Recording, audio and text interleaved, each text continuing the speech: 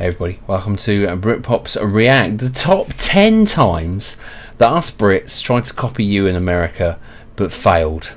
Probably it says. This is from Watch Mojo UK, which we've done some from Watch Mojo before. Interesting sort of channel, gives us some good comparisons. So let's do it. Let's get involved and see if, where we failed. Welcome to Watch Mojo UK, and today we're going to be counting down our picks for the top 10 times Britain copied America but failed. Okay. No one wants to see her embarrassed and humiliated on television. That's why they cancelled her chat show. Just Days like these. nice sentence. Williams win! The Before we nightly begin, show. We publish new content every day, so be sure to subscribe to our channel and ring the bell to get notified about our latest videos. Yeah, go and check them out and subscribe to us as well while you're there. Or at least try.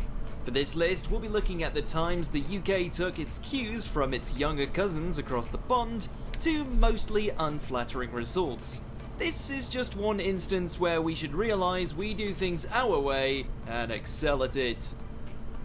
Okay. Number 10, Black Friday. Okay, let's say Black Friday is a success. Since the Black Friday trend began in the US, there's been hundreds of injuries reported and even deaths have hit double figures as shoppers scramble to buy things they don't really need. It's mad they crazy, can't innit? believe. Black Meanwhile, Friday. during Black Friday in the UK, you may be inconvenienced by someone knocking into your trolley with theirs at Asda. The cheek. The post-Thanksgiving tradition just hasn't caught on quite as much in Britain, with sales not having the same hoo-ha about them that they do in the States. Well, thankfully. Anybody that was in any of those stores should be asking themselves the question, what was I doing, why was I behaving? It's funny to watch, but Number 9. Black Friday, yeah, I agree. When it first became big over here, it was like tellies, instead of being like 200 quid, they were like 60 quid or something. That is why you saw that craziness in like Asda.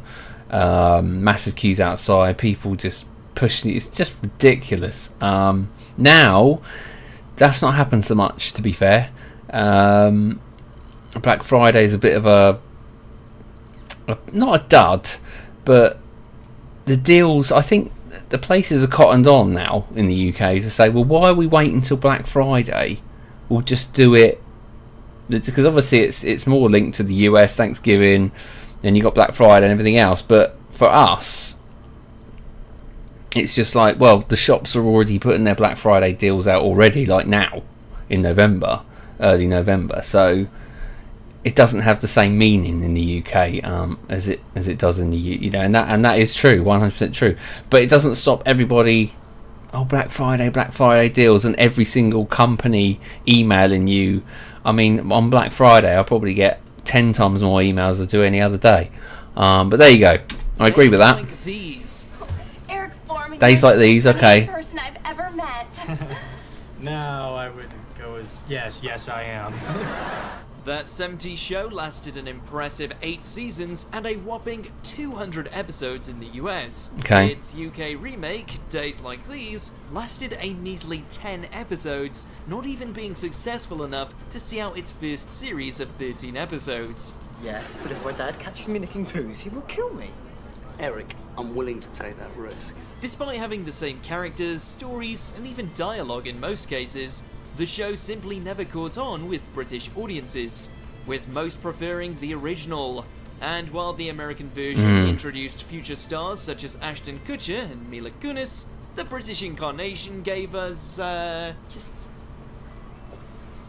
yeah, nice sentence. Number 8, Glamour. Yeah, I can't say I saw that show, to be fair. But again, it comes down to characterization. Sometimes you just get it right and it's a hit, and sometimes just stick with the original. Just because we're different doesn't mean we need to copy the same programs. We just watch your ones. How about that? And then you can just watch our ones and don't recreate them. It actually works better that way than trying to recreate stuff, but there you go. Glamorous gambling. The US has Glamorous Las gambling. Vegas. The UK has a couple of casinos somewhere, and Ray Winston's floating head on telly. giving you the latest odds for the footy, whilst conversely warning Yeah, you to gamble this is responsibly true. so not to piss away your mortgage over Mo Salah hitting the bar. No wonder James Bond always does his gambling abroad. The barman over, please. Gambling may not be Yeah. legal everywhere stateside, but where it does get the all clear, they go all out, with Atlantic City 2 topping anything this side of the Atlantic. Look at that. Number 7. Yeah, I agree. We just have basic casinos over here in the cities, nothing special. The best I've seen casinos outside of not being to the US is on cruise ships. Obviously US cruise ships make a bit more of an effort, and you know, the slot machines and the tables on there are already you know, at a high standard and very glamorous, whereas yeah, we don't tend to have that. He's right. It's some of our casinos is like walking into a bookmaker's or a bookies, as we say, where you go and put a bet on. So it's not quite the same, but yeah. Fast food. Obesity is an ever-growing problem in the US. And UK. With a variety of fast food on offer, you can see why. Whilst McDonald's, KFC, Burger King, and the like have caught on in the UK, Yeah, their menus massively. are limited compared to their American counterparts. Yeah. And while we may now have Subway and even Taco Bell, we're still lacking the likes of Popeye's Chicken and White Castle. The UK has some of its own offerings, but can't help but posh it up with the likes of Pret a Manger. Please. Number 6, Yeah. theme park. Again, I think I suppose you're only as good as what you know. So the menus that I know in those fast food restaurants are okay. There's nothing wrong, but obviously, yeah, I have seen the menus of the fast food restaurants in the US, and you have got more on offer, and bigger sizes actually as well. Like our largest is large, and it is large. I think if you go in the US, a large is like what would be our super large if we had one, but we don't. It's not just the casinos, burgers and waistlines that are bigger in the US, it's the roller coasters too. Size isn't everything, the less endowed may cry, but it's also safe to say that Thorpe Park doesn't quite live up to the magic of Disney World. If we're being honest, even Epcot tops Chessington World of Adventures. But then, America is more spacious than Britain, allowing Yeah. their amusement parks to be bigger and better. In fact, Yeah. the Disney World car park dwarfs most, if not all, British theme parks in mass. There you go. And to be fair, you could squeeze the whole of Britain into Texas, so we're not that big. We have got big hearts, and we've got, well, a lot of people would say big brains, but I'm not so sure about that. But let's keep going. Roasting celebrities. Oh, Bill, all your friends are either dead or they hate you. Roasting celebrities. To be fair, I'm a little of column A and a little of column B. In the US, we've seen celebrities the likes of Justin Bieber and Bruce Willis get roasted. In the UK, we've had Chris Tarrant and Davina McCall. It wasn't just the American roasty offerings where the British take was topped for star power, it was every department. No one wants to see her embarrassed and humiliated on television. That's why they cancelled her chat show. As good a host as Jimmy Carr is, he doesn't have the same level of international recognition of, say, Seth Rogen or Kevin Hart. Then you have the roasters. It's just no contest between Will Ferrell and Snoop Dogg compared to Keith Lemon and Chris Moyles. She'd heard there was a big eviction going on. Number 4. I suppose if you're going with the programme, yeah, but again, it's who you attract on that programme. I mean, look at Ricky Gervais. I mean, his roasting at the Golden Globes was probably the biggest roasting TV's ever seen at such a prestigious event. So I wouldn't say we haven't got people that, you know, don't roast, because we have, but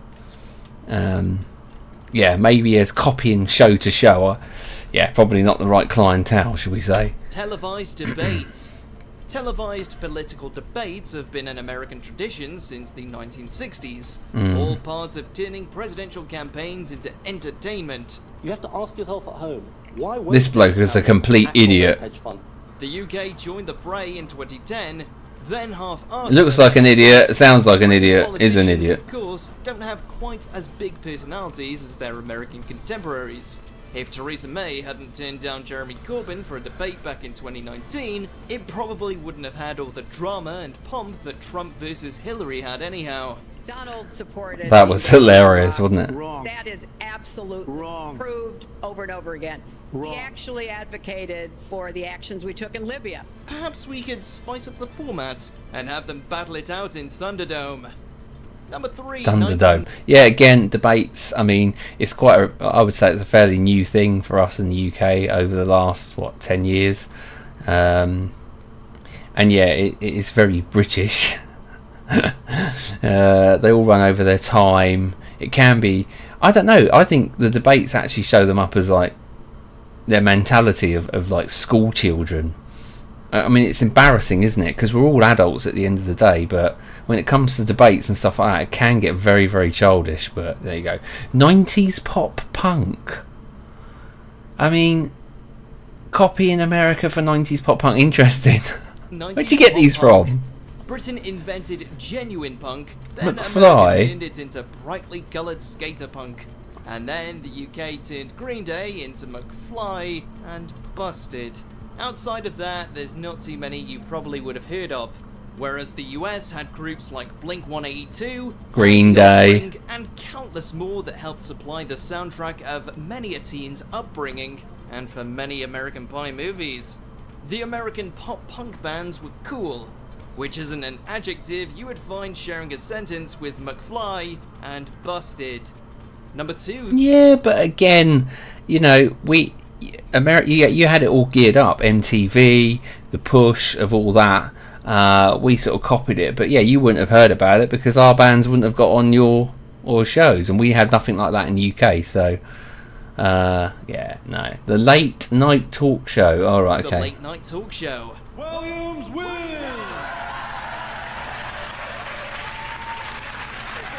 Yeah, this was pretty crap, actually. Late night talk shows are ratings juggernauts in the US, seeing runs that last for years and potentially even decades. But he's not a host, is he? The likes of Jimmy Kimmel Live and The Tonight Show starring Jimmy Fallon.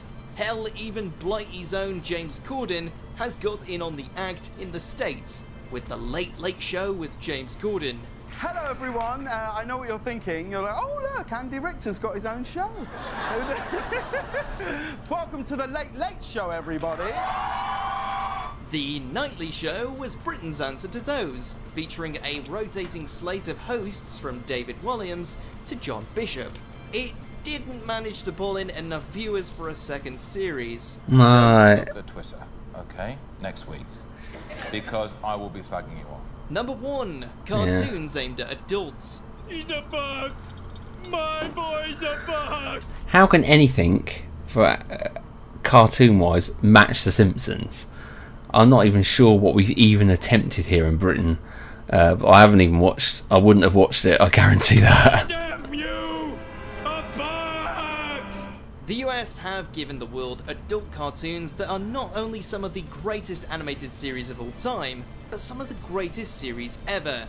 Period. While the likes of The Simpsons and South Park have arguably passed their prime, they reached unparalleled success in their heydays. What do you say, Peter? Yeah, it could be fun. And that's not even to mention the likes of Family Guy, Archer, Rick and Morty, or even the Flintstones. Britain's response was Channel 4's Full English, which lasted one series and panned by critics and audiences alike for its poor humour and animation. But yeah, at least we're better at everything. Because that, I can tell who that's trying to be. And this is the problem when us Brits try to take off stuff that's actually happened in real life or real life characters. But it doesn't work like that. Write something completely different. This is, you can clearly see this is Dr. whatever his name is from Bodies, you know, Embarrassing Bodies program. Now that's right. It's beautiful. Do you agree with our picks? Yeah. Do pretty much.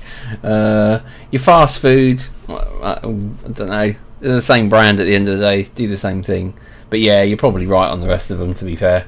Not as good. Some of them I wouldn't say have completely failed. but yeah, some of them have. Yeah, just not quite the same. Alright, there you go. Top 10 British things that we've tried to copy from you in America that didn't work very well. Let me know if you're an American out there, any of those, some of your top favourites to do, eat or go. Yeah, I enjoyed that. It's good to watch, good to compare each bit. Yeah, and we probably didn't do a very good job of that. I'll probably agree with them that one. Alright, until tomorrow, me and BP2 will be back for another reaction. Until then, it's goodbye from me. Bye.